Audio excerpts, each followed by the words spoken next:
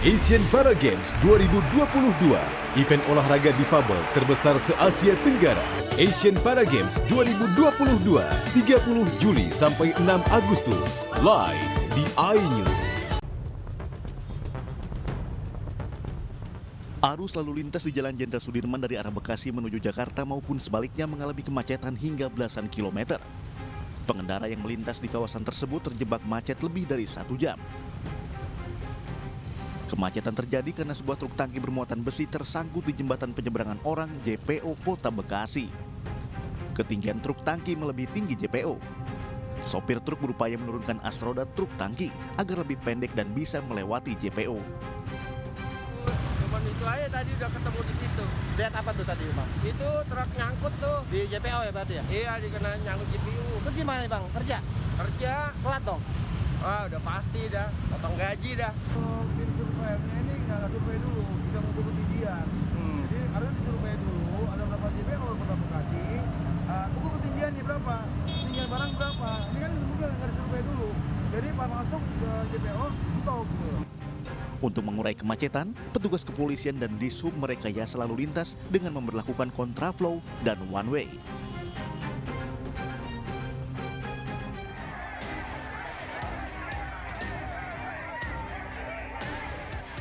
Kericuan terjadi di depan Padepokan Samsudin di Desa Rejoinangun, Kecamatan Kademangan, Blitar, Minggu sore.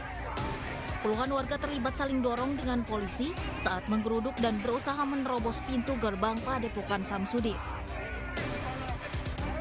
Warga yang menuntut Padepokan ditutup terprovokasi oleh pengikut Samsudin dari dalam Padepokan. Masa menuntut Padepokan Samsudin ditutup secara permanen lantaran dianggap penipuan berkedok pengobatan spiritual. Ini ada perwakilan dari panjenengan beserta saya ke Polsek. Untuk apa? Membuat surat pernyataan. Kalau sesuk sing ana tamu dalam pengobatan itu tidak diperbolehkan dan harus kita ada sanksi. Sepakat? Kekecewaan warga ini imbas dari insiden keributan saat seorang pesulap asal Jakarta mendatangi Padepokan Samsudin dan meminta Samsudin membuktikan kesaktian spiritual yang selama ini dilakukan dalam pengobatannya. Sang pesulap sebelumnya membongkar trik yang dilakukan Samsudin saat mengobati pasiennya.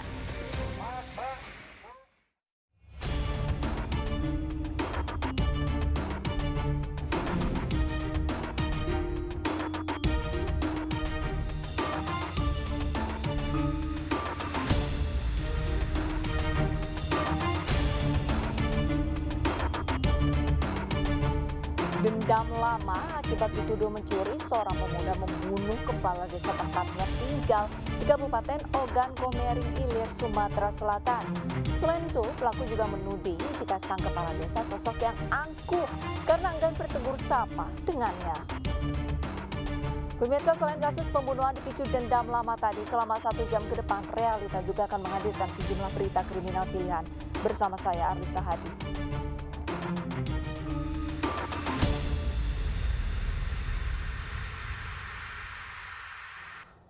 Satu rumah yang dijadikan tempat jagal anjing di kawasan Lakar Santri, Surabaya, Jawa Timur digerebek polisi bersama aktivis pecinta hewan. 4 ekor anjing masih hidup ditemukan dalam posisi disekap dalam karung dan mulut terikat tali.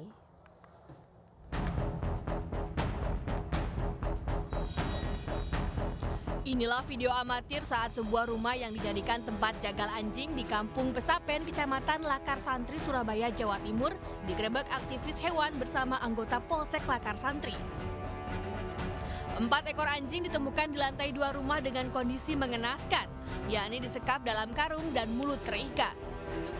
Selain itu juga ditemukan rantai dan kawat yang diduga digunakan untuk mengikat anjing lainnya. Keempat anjing yang lemas dan tak berdaya ini diduga sudah disiapkan untuk dijagal. Kondisi rumah dan tempat penampungan para anjing ini juga tidak layak dan kotor. Setelah mengevakuasi 4 ekor anjing, aktivis pecinta hewan juga langsung melaporkan pemilik rumah jagal anjing berinisial MRS dan SP ke Polrestabes Surabaya. Mereka berharap pelaku jagal anjing tidak hanya dikenakan tindak pidana ringan, melainkan bisa dijerat dengan pidana dan masuk penjara sebagai efek jera. dia sudah melakukan operasi penjagalan ini berpuluh-puluh tahun tanpa tersentuh hukum. Dan semalam melalui perjuangan yang sangat panjang, akhirnya bersama Polrestabes Surabaya kami melakukan penggerbekan dan kami menemukan ada 4 ekor anjing dalam keadaan disekap, diikat mulut dan kakinya dan dimasukin ke dalam karung. Dan ternyata di sana bukan hanya penjagalan terhadap anjing, tetapi juga ada biawak.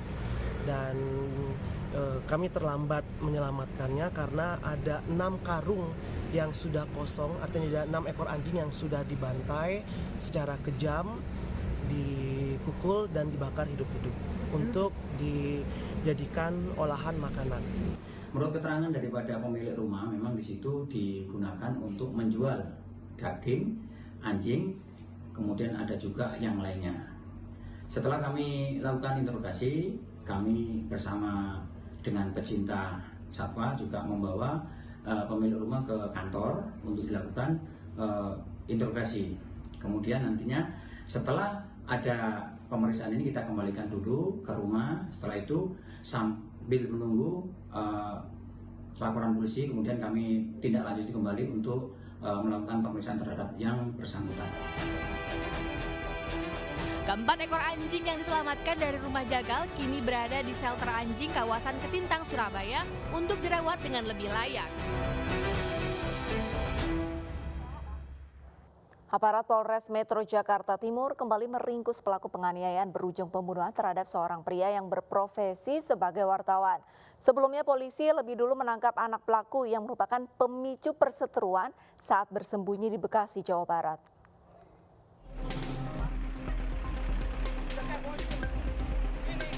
Satreskrim Polres Metro Jakarta Timur membekuk Ade Erwin di Pulbus Lintas Sumatera di Pekanbaru, Riau. Pelaku bersembunyi di tempat ini setelah menganiaya warga Kramat Jati bersama anak laki-lakinya. Pelaku kemudian digelandang ke Jakarta untuk mempertanggungjawabkan perbuatannya dan bertemu dengan anaknya, Raffi, yang lebih dulu ditangkap di Bekasi, Jawa Barat.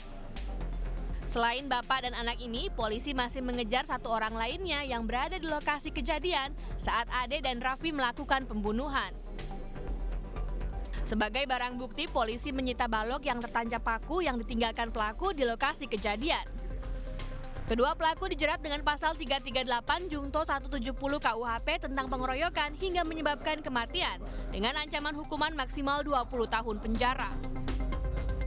Awalnya dengan dipegang tangannya korban, akhirnya dipukul kepala korban oleh anaknya pakai batu, akhirnya disusul pakai balok dan terakhir pakai parang yang punya ini sebenarnya punyanya korban karena korban membela diri, tapi itu ternyata diambil dan itu yang digunakan di alat untuk melakukan 338 ataupun 170 terhadap korban. Ade dan Raffi menghabisi nyawa Firdaus Parlindungan Pangaribuan yang merupakan wartawan Raja Ampat Pos di Jalan Letjen Sutoyo, Kramat Jati, Jakarta Timur pada 19 Juli lalu. Korban dikeroyok dan tewas di depan rumahnya setelah lebih dulu cekcok dengan Raffi yang membuang air kecil di pekarangan rumah korban.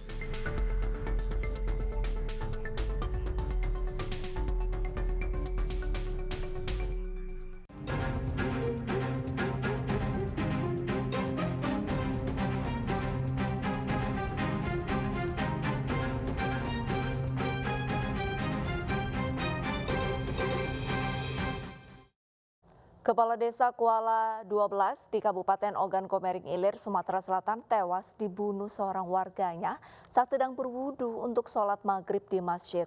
Pelaku dendam dituduh korban mencuri mesin speedboat dan menilai korban sosok yang tidak ramah. Ari Anggara bin Sarman digelandang aparat Polres Ogan Komering Ilir lantaran membunuh kepala desa Kuala 12 Kecamatan Tulung Selapan yang juga tempat tinggalnya. Korban Antoni bin Mesir dianiaya dengan senjata tajam saat sedang berwudu untuk salat maghrib di masjid. Karena menderita 4 luka tusuk, korban terjatuh ke sungai dan meninggal dunia. Pelaku mengaku dendam lantaran dituduh mencuri mesin speedboat pada 2018 lalu. Selain itu, korban dianggap sebagai sosok yang tidak ramah pada warga desanya. Atau omongan Ada surat panggilan pokoknya dari Kapolsek masalah mesin food. Tahun berapa nih? Tahun 2018. Masalah speedboat apa mesin speedboat? Mesin speedboat. Kau dituduh apa? Dituduh maling. Oh, tuduh maling. Direndam kau? Iya. Polisi menyita barang bukti sebilah senjata tajam yang digunakan pelaku saat membunuh korban. Itu Pak almarhum melihat ke beliau ini, tapi tidak negor. Nah, jadi merasa tersinggung juga. Kemudian karena ada dendam lama, kemudian si pelaku Ari Anggara masuk ke dalam dapur, ngambil pisau. Atas perbuatannya, pelaku kini mendekam di sel tahanan Polres Ogan Komering Ilir. Ia dijerat dengan pasal pembunuhan berencana dengan ancaman hukuman mati atau penjara seumur hidup. Sebelumnya, Kepala Desa Kuala 12 Artoni bin Mesir tewas ditikam salah seorang warganya. Jasad korban ditemukan di sungai dekat masjid. Korban saat itu sedang berwudu untuk sholat maghrib didampingi 2 pegawainya. Jenazah korban sudah dimakamkan di TPU Desa Kuala 12 yang dihadiri warga desa. Identitas jasad perempuan dalam karung yang ditemukan di Tanara, Serang, Banten akhirnya diketahui. Namun guna kepentingan penyelidikan, polisi belum diinformasikan ke publik.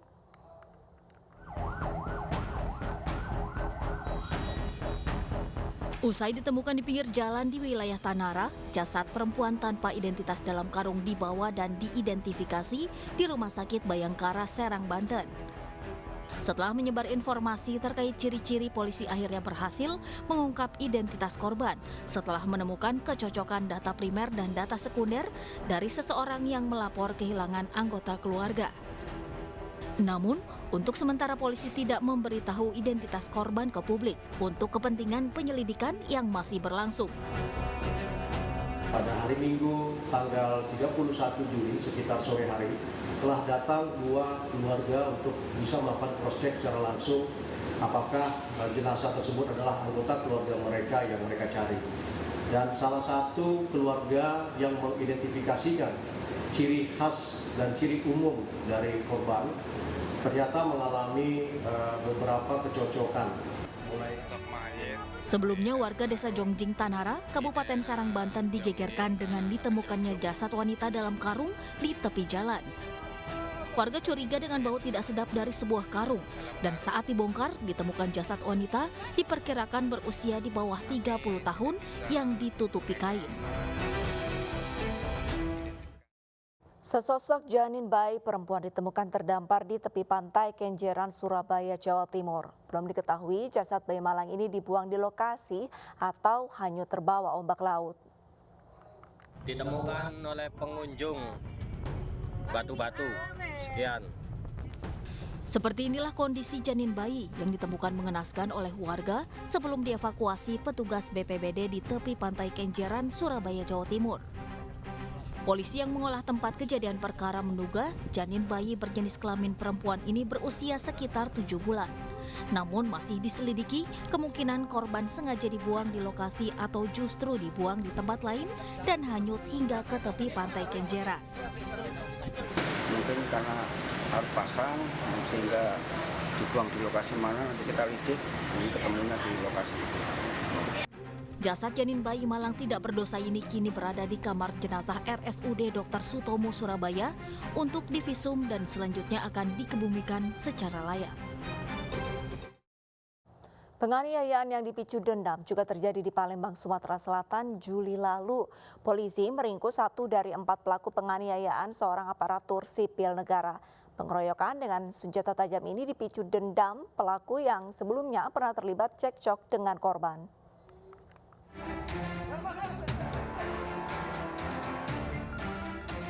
Satuan Unit Pidana Umum Polrestabes Palembang meringkus Edo, pelaku penganiayaan terhadap seorang ASN di rumahnya di kawasan Sukabangun 2 Palembang. Petugas langsung menggeledah setiap sudut rumah pelaku dan mendapati barang bukti celurit yang disimpan di dalam kamar.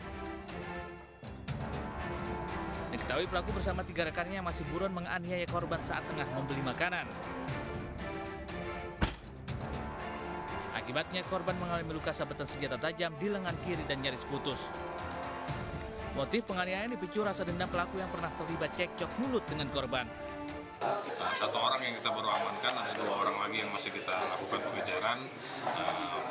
Dia melukai korban mengalami luka ya, di tangannya sebelah kiri, kalau tidak salah sebelah sini ya, lumayan parah ya, sini sama sini, beberapa jahitan. Dan untuk motif masih kita juga dalami juga, karena informasi katanya dia sempat ada cekcok segala macam, nanti kita dalami lagi. Akibat perbuatannya pelaku melanggar pasal 170 KUHP tentang kekerasan terhadap orang dengan ancaman di atas 5 tahun penjara. Mantan Kepala Desa Tapus Muara Enim, Sumatera Selatan menjadi tersangka atas kasus pembunuhan tetangga akibat dendam kesumat.